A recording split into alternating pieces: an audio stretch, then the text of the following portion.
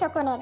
তাই প্রতিদিন গরুর যাওয়ার পথের ধারে বসে শকুনটি দোয়া করত যেন গরুটি মারা যায়। আর সেই দোয়া কবুল হয়ে আজ গরুর মৃত্যু হয়েছে। এই কথা শুনে কাউয়া মিয়া কাক শকুনকে ডেকে পাঠায়। শকুন এসে বলে গরুটি দেখতে খুব নাদুস নুদুস হওয়ায় তার মনে ইচ্ছা জেগেছিল তাকে খাওয়ার জন্য। এই জন্য সে দোয়া করেছে।